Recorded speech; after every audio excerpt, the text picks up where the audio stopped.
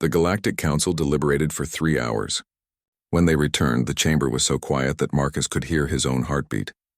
Luna sat beside him, her small blue hand holding his tightly. The council president stood slowly.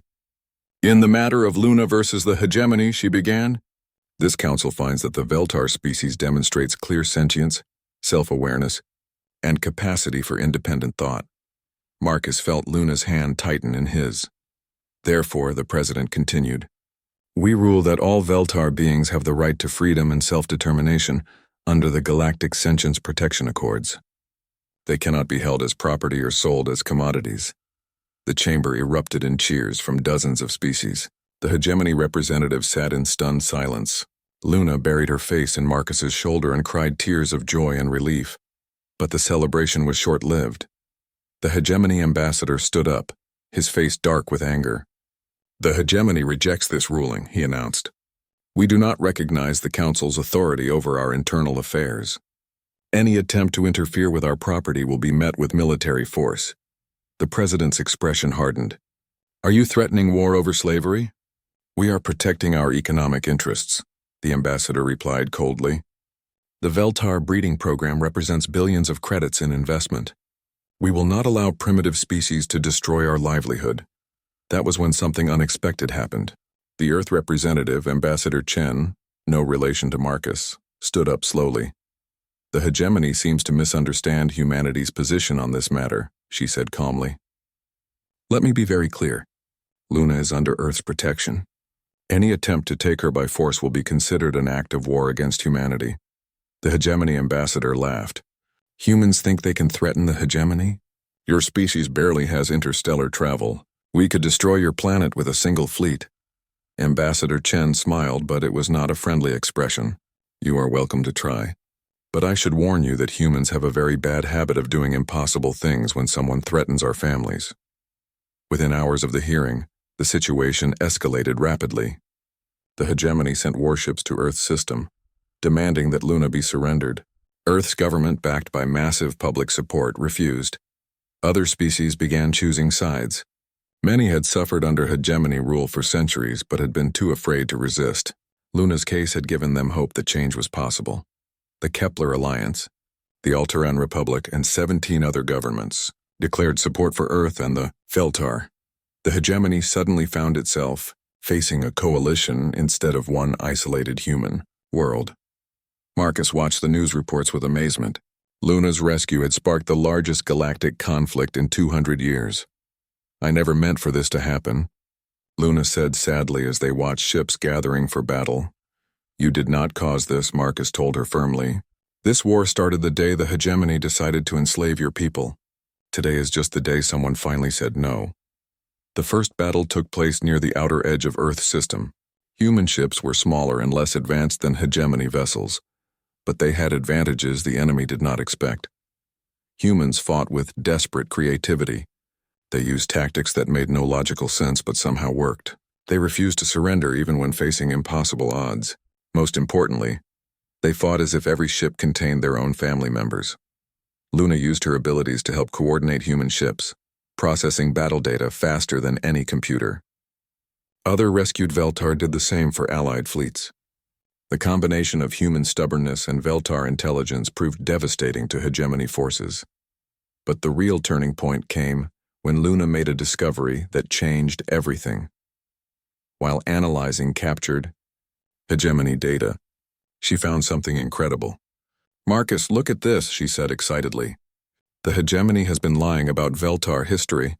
She showed him ancient records that the hegemony had tried to erase. "My people were not primitive when the hegemony conquered us. We were more advanced than they were. They stole our technology and claimed it as their own." The revelation sent shockwaves through the galaxy. Many of the hegemony's most impressive technologies had actually been developed by enslaved species. Their entire civilization was built on theft and lies. Species after species rose up in rebellion. The hegemony's empire began crumbling as their former victims fought for freedom. The war lasted 6 months. When it ended, the hegemony had lost half their territory and most of their military power. More importantly, they had lost their reputation as an unstoppable force. Luna stood on the observation deck of Earth's orbital station, looking out at the stars. She was 14 now, tall and confident, no longer the frightened child Marcus had found in a shipping pod. "The first liberation ship is ready," she told Marcus. "We leave for the Veltar homeworld tomorrow." Marcus felt proud and sad at the same time. Luna had grown into a remarkable leader, coordinating rescue efforts across the galaxy. But he knew this mission was dangerous. "Are you sure you are ready for this?" he asked. Luna nodded. "My people have waited 200 years for freedom. They should not have to wait any longer."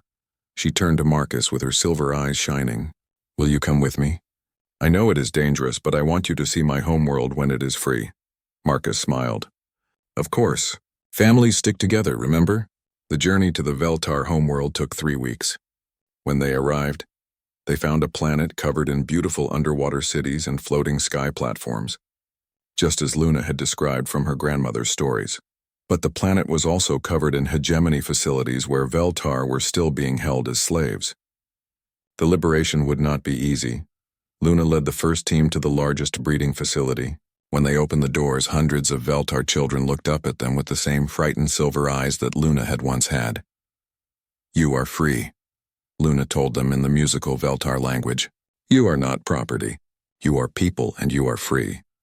It took months to free all the Veltar on their homeworld. Many had been so conditioned to obey that they did not know how to think for themselves. Luna and other freed Veltar worked patiently to help them remember who they really were. Marcus watched Luna teaching young Veltar children how to read and ask questions. She was gentle and patient, just as he had been with her. "You taught me this," she said when Marcus commented on her teaching skills. "You showed me that asking questions is not wrong. That curiosity is a gift." The liberation of the Veltar homeworld was celebrated across the galaxy. It became a symbol of hope for other enslaved species. The age of the hegemony was ending, and a new age of freedom was beginning.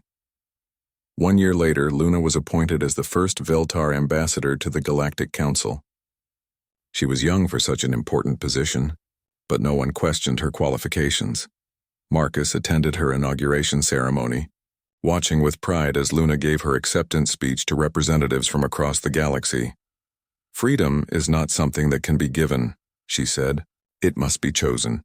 Today my people choose freedom, and we promise to help others make the same choice." After the ceremony, Luna found Marcus in the crowd. She was dressed in formal robes now, looking every bit the important diplomat she had become. But when she smiled at him, she was still the same curious child he had rescued. "Thank you," she said, hugging him tightly. "For what?" Marcus asked. "For buying a smart pet and getting a daughter instead," Luna said with a laugh. Marcus laughed too. "Best purchase I ever made." They stood together looking out at the stars, where ships from dozens of species traveled freely through space that had once been controlled by oppression and fear. "What happens now?" Marcus asked. Luna's silver eyes sparkled with the same curiosity she had always had. "Now we explore the galaxy as free people. We learn, we grow. We help others find their freedom too." She took Marcus's hand just as she had that first day in his apartment. "Together," she added, "as family." Marcus squeezed her hand and smiled.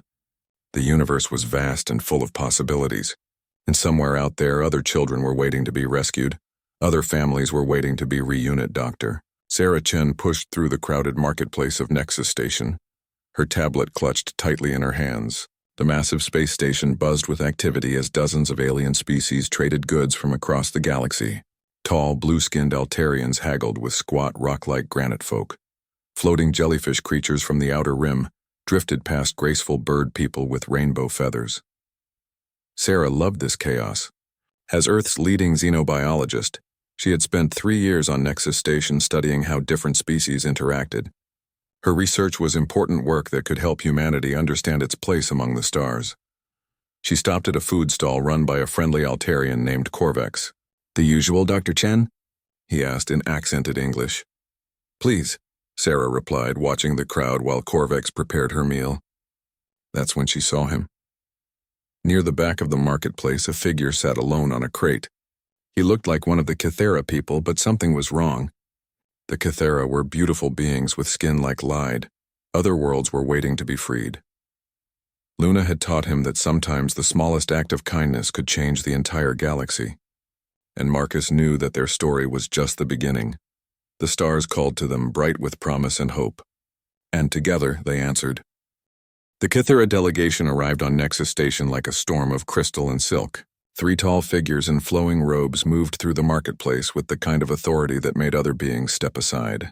Their crystal skin gleamed like perfect diamonds, throwing rainbow patterns across the walls. Sarah was in her lab when she heard the news. Corvex burst through her door, his blue face pale with worry. "Dr. Chen, you need to warn Zeph," he said breathlessly. "His people are here and they're looking for him." Sarah's blood went cold. "What do they want?" "I don't know, but it can't be good. They've been asking questions, showing his picture around. The way they talk about him." Corvex shuddered. "Like he's a disease they need to cure." Sarah grabbed her jacket and ran toward the lower levels where Zeph lived. She found him in his small quarters, a tiny room barely large enough for a bed and desk. He was sitting on his bed holding a small crystal device that flickered weakly in his hands. "Zeph, we need to talk," Sarah said. He looked up, and she could see fear in his cloudy eyes. "I know, I felt them arrive. Their minds are so bright and loud I can't block them out completely." "What do they want?" Zeph set down the crystal device with shaking hands. "They've come to take me back. There are procedures they can do to fix my broken mind. They'll make me normal." "You don't sound happy about that." "The procedures don't really fix anything," Zeph said quietly. "They just remove the parts of my brain that don't work properly. I'll be empty afterward, but I'll fit in with the others." Sarah felt sick. "That's not fixing. That's destroying who you are. To them, it's the same thing." Before Sarah could respond, her door chimed. She opened it to find the 3 Kythera delegates standing in the corridor. Up close, they were even more impressive and intimidating. The leader, a female with skin like pure sapphire, spoke in a voice like wind chimes. "Dr. Chen, I am Elder Zythera. We understand you have been associating with the defective one called Zeph." "His name is Zeph, and yes, he's my friend," Sarah replied, trying to keep her voice steady. "Friend?" Elder Zythera's perfect features showed confusion. "You cannot be friends with a broken mind. It is not possible." The second delegate, whose crystal skin swirled with green patterns, stepped forward. "The defective one must return with us for correction. It has been allowed to exist uncorrected for too long." "Zeph is an adult," Sarah said firmly. "He can make his own choices." "Incorrect," the third delegate said. His crystal skin was dark purple, almost black. "Defective minds cannot make proper choices. We are here to collect our property." "Property?" Sarah's voice rose with anger. "He's not property. He's a living being with thoughts and feelings and rights." Elder Zythera's skin flickered with bright flashes. "You do not understand our ways, human. The defective one brings shame to our people.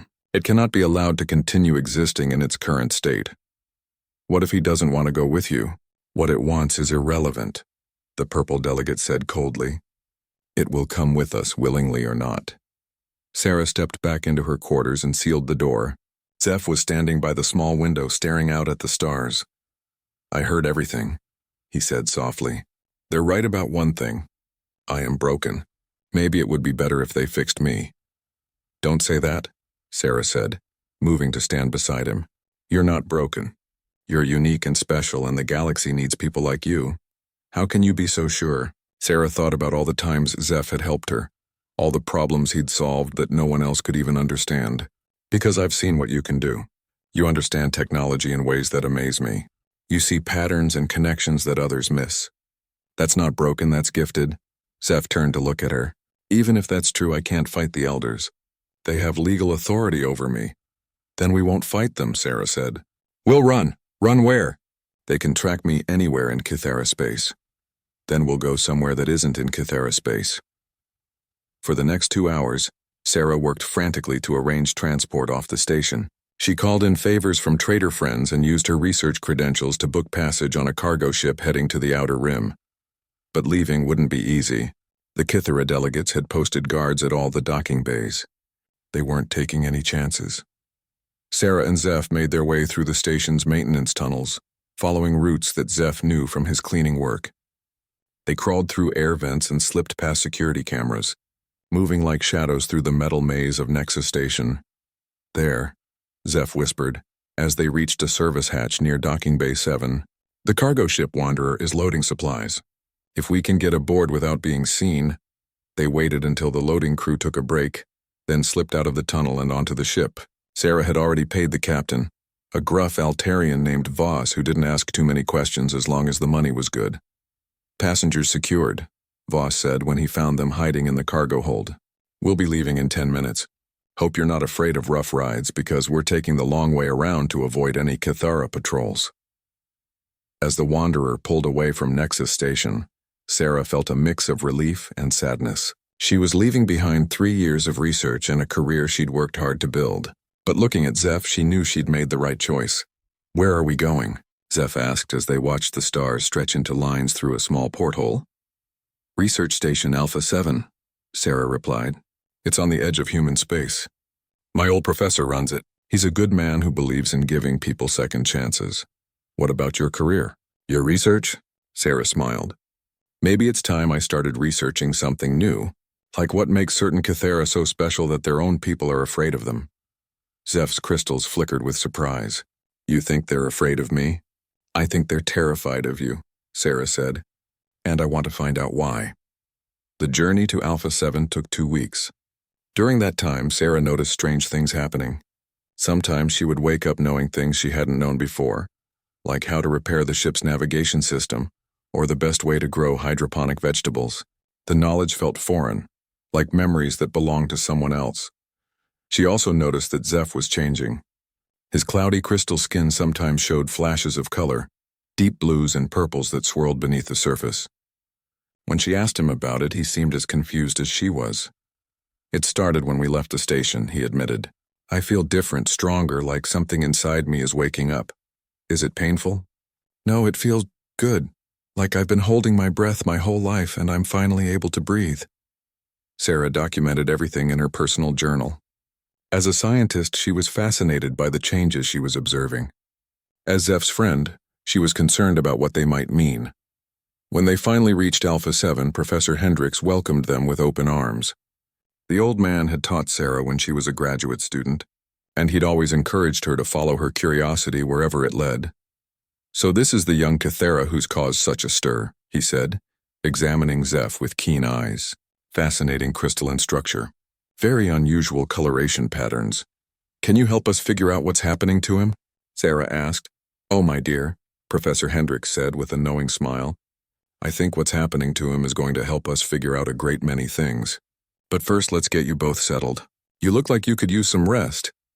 That night, as Sarah lay in her new quarters, she felt a strange tingling in her mind. For just a moment, she could sense Zeph in the room next door, could feel his emotions and thoughts. The connection lasted only seconds before fading, but it left her with a startling realization. Something was happening between them, something that went beyond ordinary friendship. And whatever it was, she suspected it was exactly what the Cathara elders were so desperate to stop. Professor Hendricks' research station orbited a quiet star at the edge of human space. The facility was small but well-equipped, perfect for the kind of detailed study that Sarah wanted to conduct. For 3 weeks, she and Zeph lived peacefully among the small crew of researchers, far from the politics and prejudices of the major trade routes. But Sarah couldn't shake the feeling that something important was happening to both of them. The strange moments of shared knowledge were becoming more frequent. She would touch a broken piece of equipment and suddenly understand exactly how to fix it, knowledge flowing into her mind like water. When she looked at Zeph during these moments, his crystal skin would pulse with soft light. "It's getting stronger," Zeph admitted one morning as they worked together in the lab. "I can feel your thoughts sometimes, especially when you're concentrating hard on something." Sarah paused in her examination of a Cathara crystal sample. "I can feel yours too. It's like having someone else's memories mixed in with my own. Does it bother you?" "No," Sarah said, surprising herself with the honesty of her answer. "It feels natural, like it's supposed to happen." Professor Hendricks had been watching their interactions with growing excitement. "Sarah, I need to show you something," he said, calling her into his private office. The office walls were covered with charts and diagrams, but one display made Sarah's breath catch. It showed a detailed scan of Zeph's crystal structure, with layers upon layers of complex patterns highlighted in different colors. "What am I looking at?" Sarah asked. "The most sophisticated biological computer I've ever seen," Professor Hendricks replied. "Those cloudy crystals that everyone thinks are defective? They're not broken at all. They're processing units of incredible complexity. Sarah studied the scans more closely. Processing what? Everything. Energy patterns, quantum fluctuations, electromagnetic fields. But here's the really interesting part. He switched to a different display. These crystals are designed to interface with neural tissue. Not just Kythera neural tissue. You mean they can connect to any brain? In theory, yes. But they would need a compatible partner. Someone whose neural patterns could adapt to the interface. Professor Hendricks looked at Sarah meaningfully. Someone like a human. Sarah's mind raced. That's why the elders want to destroy Zeph. They're not afraid of him being broken. They're afraid of him being too powerful. Exactly. Imagine what someone could accomplish with that kind of processing power linked to a creative, adaptable human mind. Over the next few days, Sarah dove deeper into her research. She scanned her own brain patterns and compared them to detailed maps of Kythera neural networks. The compatibility was remarkable. Human neurons seemed almost designed to work with the quantum processing power of Zeph's crystal formations. Sarah, Zeph said one evening, as they watched the sunset from the station's observation deck, I need to tell you something important. She could sense his nervousness through their growing mental connection. What is it? I'm not the only one. There are others like me scattered across the galaxy. The elders have been hunting us for thousands of years, calling us defective and destroying us before we can fully develop. How do you know this? Zeph touched one of the crystal formations on his arm. The crystals store information, memories passed down from others like me who came before. When I was young, I couldn't access these memories.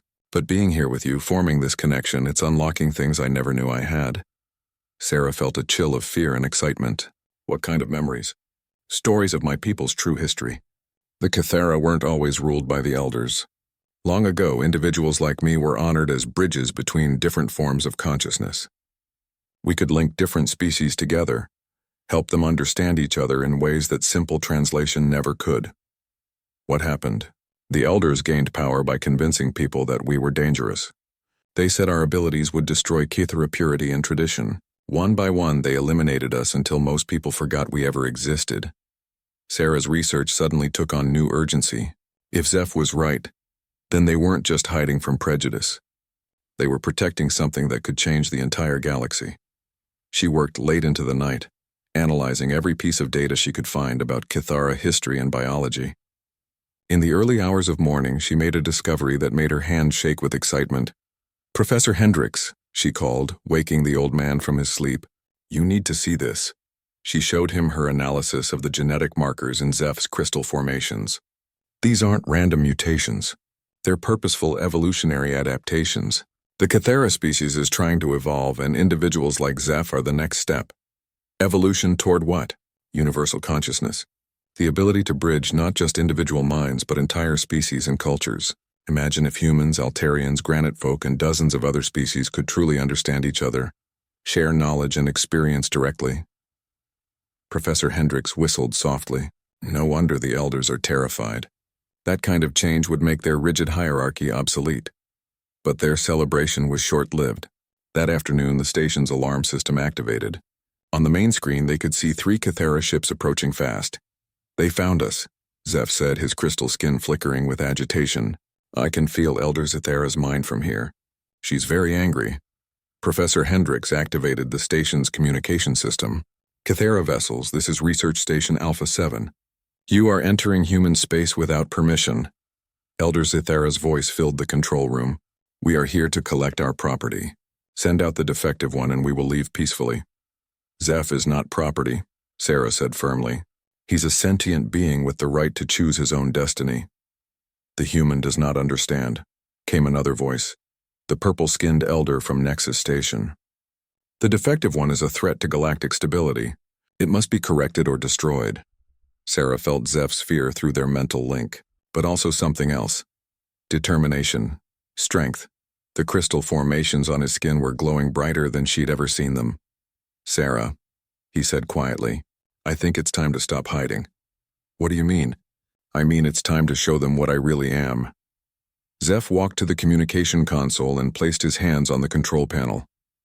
Instantly, every system on the station came alive with new energy. Lights brightened, computers ran faster, and the defense shields strengthened beyond their normal capacity. But more than that, Sarah felt Zeph's consciousness expand outward.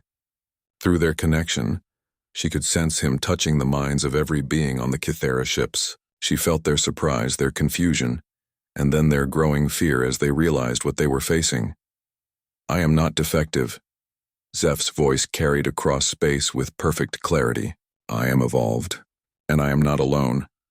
Across the galaxy, other Kythera who had been hiding their true nature began to respond. Sarah could sense them through Zeph's expanding awareness. Dozens of individuals awakening to their full potential for the first time in their lives. "The old ways are ending," Zeph continued. "The time of fear and separation is over. We offer connection, understanding, and growth to any who are willing to accept it." Elder Zythera's response was swift and violent. Energy beams lanced out from the Kythera ships, striking the station's shields. But the beams had no effect. The shields held easily, powered by energies that the elders couldn't understand or overcome. "This is your last warning," Zeph said, and now his voice carried the weight of all the awakened Kythera across the galaxy. "Leave us in peace or face the consequences of trying to destroy what you fear to understand." The Kythera ships retreated, but Sarah knew this was far from over. Elder Zythera's final transmission was filled with hatred and promise of return. "This is not finished, abomination. We will return with greater force." As the ships disappeared into hyperspace, Sarah turned to Zeph. His crystal skin was now brilliant with swirling colors, beautiful beyond description. But in his eyes she could see the weight of responsibility settling on his shoulders. "What happens now?" she asked. "Now we prepare," Zeph replied, "because this is just the beginning." The transformation began 3 days after the Kythera ships retreated. Sarah woke to find Zeph standing in the station's central chamber, his crystal skin blazing with colors she had never seen before. Energy patterns flowed across his body like living light, and the air around him hummed with power. "Zeph?" Sarah approached him carefully. Through their mental link, she could feel vast changes happening in his consciousness. "I'm still me," he said, though his voice carried new harmonics that resonated in her bones. "But I'm also becoming something more. The connection to the others is growing stronger." Professor Hendricks burst into the chamber, his scanner beeping frantically. "Sarah, you need to see these readings. The quantum energy output from Zeph's crystals has increased by a factor of 10,000 in the last hour."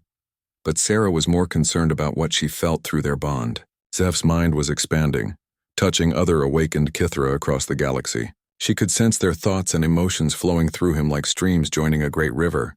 "How many others are there?" she asked. 47 so far," Zeph replied. "More are awakening every hour. The Elder's suppression field is breaking down as we grow stronger together." "Suppression field?" Zeph turned to look at her, and his eyes now held depths like looking into space itself.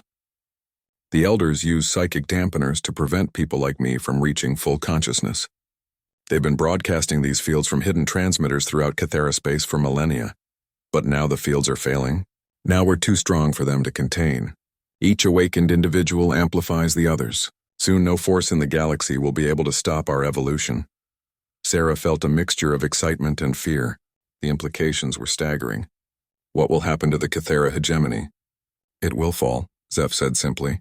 "A government built on suppressing evolution cannot survive when evolution finally breaks free." Over the next week, reports flooded in from across the galaxy.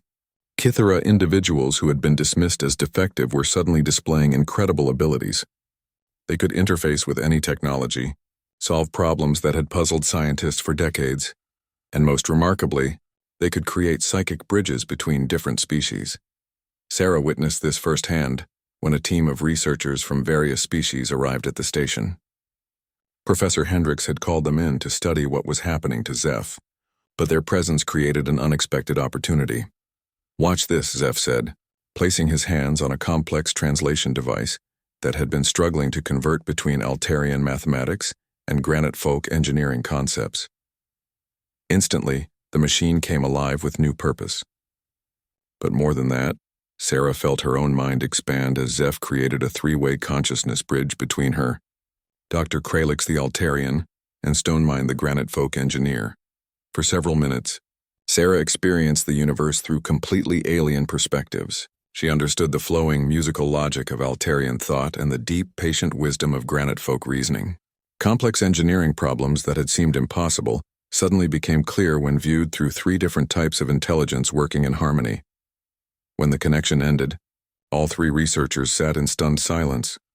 "Incredible," Dr. Kralix whispered, his blue skin flushed with excitement. "I understood your human creativity and the granite folks' structural knowledge as if they were my own thoughts." "This changes everything," Stonemind added, his rocky features animated with rare emotion. "If we could share knowledge this way regularly, the advancement of galactic civilization would accelerate beyond all predictions." But their excitement was interrupted by urgent communications from the outer system sensors. A massive Cathara fleet was approaching, led by a ship Sarah recognized as Elder Zethera's flagship. "How many ships?" Professor Hendricks asked. "Over 200, the sensor operator replied. "It's the largest Cathara military force ever assembled." Sarah felt Zeph's emotions through their bond. "Not fear, but sadness. They're going to destroy everything rather than allow change," he said.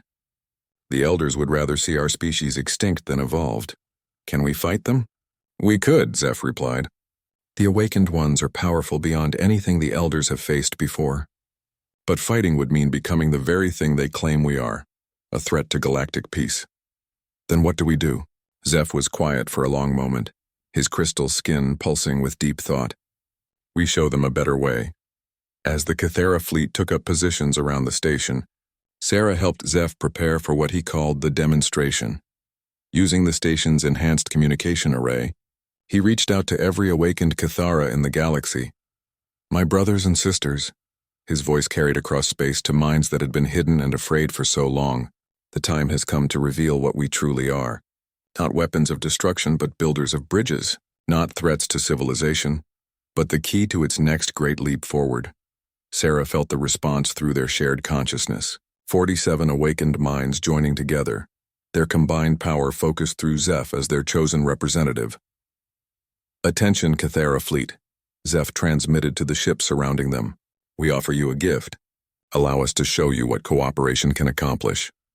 Elder Zythera's response was immediate and hostile. "We will not be corrupted by your aberrant influence. Surrender now or be destroyed." "Then witness what you would destroy," Zeph replied. What happened next took Sarah's breath away. Through the quantum consciousness network that connected all the awakened Cathara, Zeph began to solve problems that had plagued the galaxy for centuries. Energy cascaded through space as the awakened minds worked together with impossible speed and precision. In minutes, they calculated solutions to the food shortages on Altair Prime, designed new terraforming techniques for the granite folks' expanding colonies, and created translation matrices that would allow perfect communication between species that had never been able to understand each other before. But more than that, they opened doorways in space itself, creating stable wormholes that would reduce travel time between distant worlds from months to days. "Behold," Zeph's voice carried the authority of evolution itself. "This is what you call defective. This is what you would destroy." Sarah watched the reaction aboard the Cathara ships through the station's sensors. Crews were standing at their posts in amazement, watching displays that showed solutions to their civilization's greatest challenges appearing before their eyes. But Elder Zethera was not impressed. "Sorcery and deception," she broadcast angrily.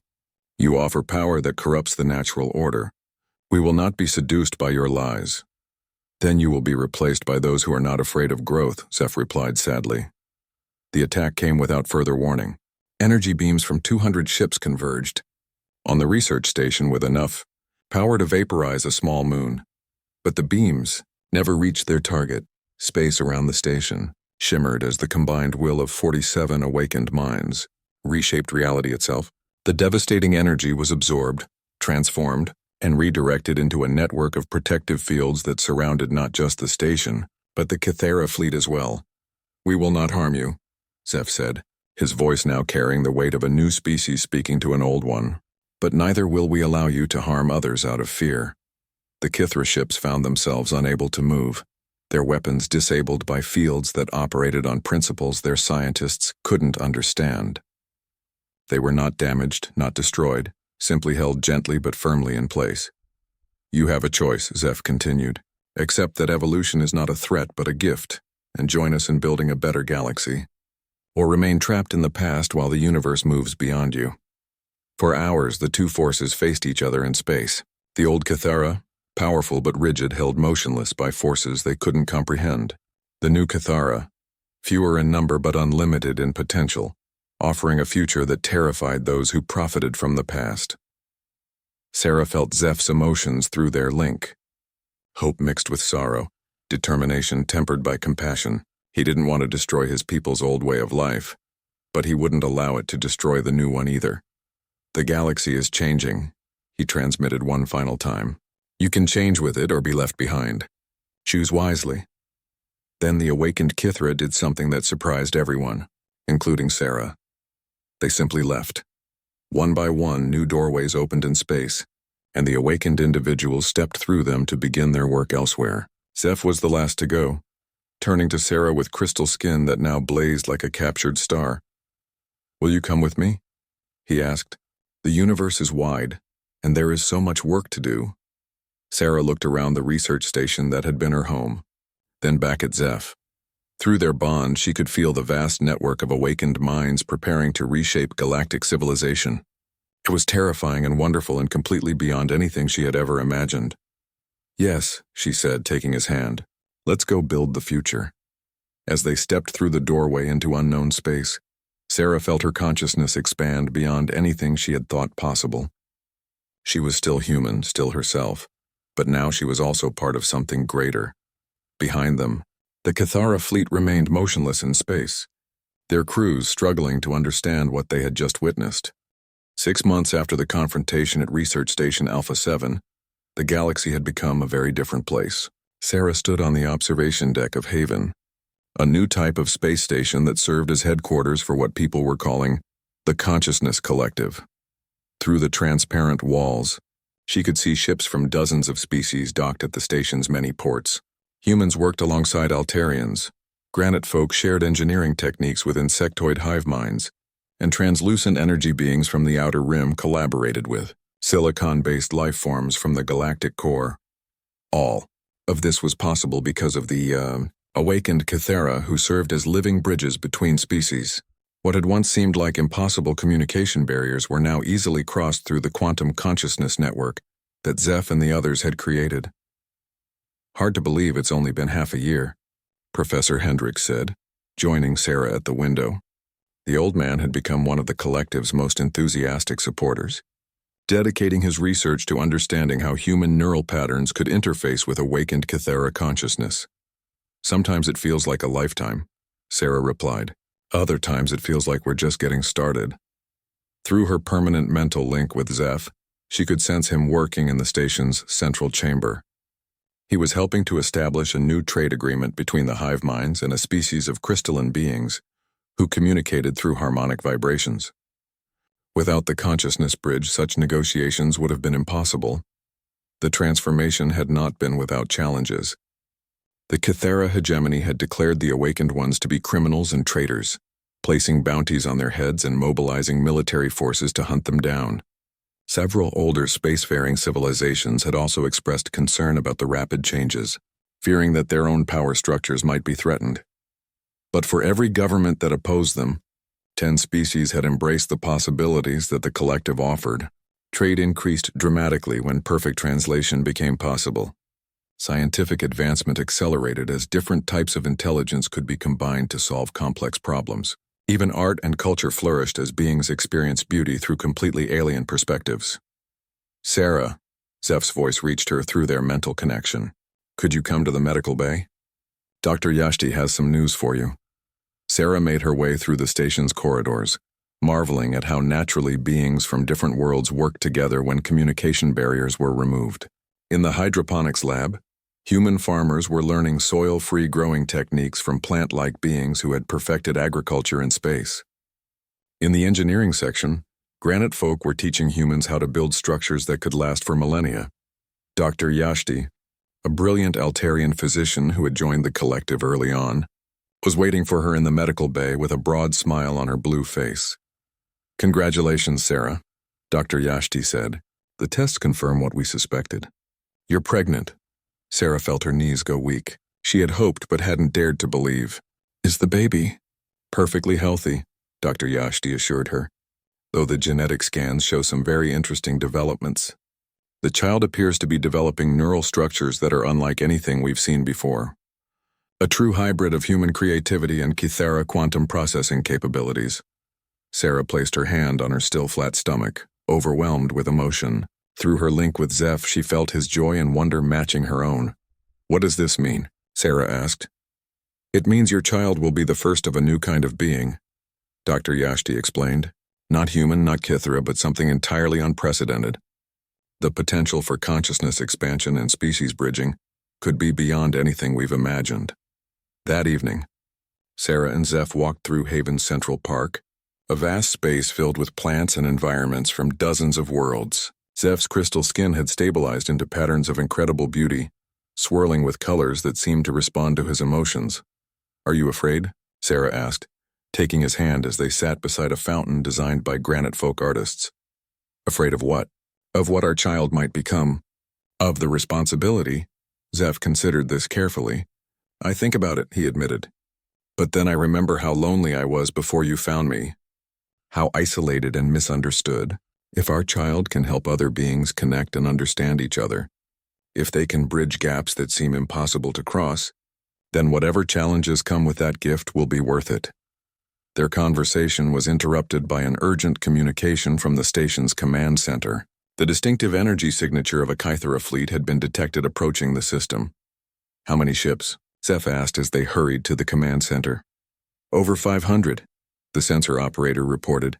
"It's Elder Zathera's personal armada.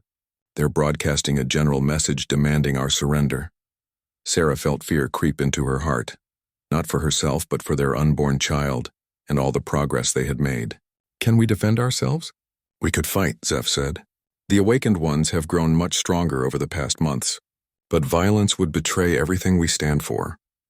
"Then what do we do?" Zeph's expression grew thoughtful. "We show them the truth they've been trying so hard to avoid." What followed was the largest demonstration of consciousness bridging ever attempted. Zeph reached out through the quantum network to every awakened Kythera in the galaxy, and through them to representatives of every species that had joined the collective. For the first time in galactic history, thousands of different minds linked together in perfect harmony. Human creativity merged with Altarian logic. Granite folk patience combined with hive mind cooperation, and energy being transcendence flowed through crystalline being precision. The result was a burst of pure understanding that swept across space like a wave. Every being within light years felt it, a moment of perfect clarity about what the universe could become if fear and prejudice were replaced by cooperation and growth. On the Kythera ships, crew members felt their minds touched by alien thoughts that were no longer alien. For precious minutes they experienced the universe through the eyes of beings they had been taught to fear or dismiss. They felt human wonder at discovering something new, Altarian joy in solving complex problems, and granite folk satisfaction in building something that would last. But most importantly, they felt the awakened Kythera themselves, not as threats or abominations, but as bridges to infinite possibility. When the experience ended, the Kythera fleet remained motionless in space. Sarah could sense the confusion and conflict among their crews through Zeph's expanded awareness. Everything they had been taught about the awakened ones contradicted what they had just experienced. Elder Zathera's voice finally broke the silence, transmitted on all frequencies. But instead of the usual anger and condemnation, her tone carried uncertainty. What did you do to us?" "We showed you the truth," Zeph replied gently. "We showed you what we really are, and what we offer to all who are willing to accept it." "The old ways," Elder Zathera said, her voice wavering. "The traditions of our people will continue for those who choose them," Zeph assured her. "We don't seek to destroy the past. We only ask that you don't destroy the future." What happened next surprised everyone. Ship by ship, Kythera crew members began requesting permission to dock at Haven, not to attack or capture the awakened ones, but to learn more about what they had experienced. Elder Zathera's ship was the last to approach. When she finally stepped onto Haven's docking platform, Sarah was amazed to see how small and fragile the Elder looked without her ceremonial robes and authority. "I felt them," Elder Zathera said quietly to Zeph. "All those different minds, all those ways of thinking. It wasn't beautiful and terrifying." "Change always is," Zeph replied with compassion. But staying the same when growth is possible is worse than either beauty or terror. What happens to our people now? To our civilization? That's up to you, Zeph said. Some will choose the old ways, and we respect that choice. Others will join us in exploring what's possible when barriers fall.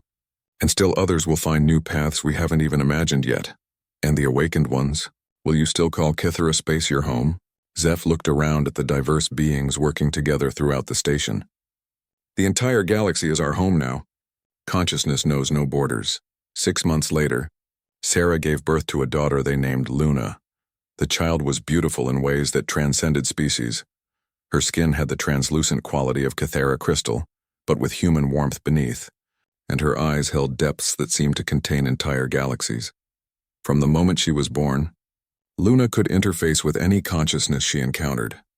Human doctors were amazed to find that she could communicate her needs before she could speak, projecting emotions and simple concepts directly into their minds. But more remarkably, Luna seemed to exist as a natural bridge between any beings around her. When Altarian and Granite Folk researchers worked in her presence, they found their thoughts flowing together more easily than ever before. Species that had never been able to communicate suddenly found themselves sharing ideas when Luna was nearby.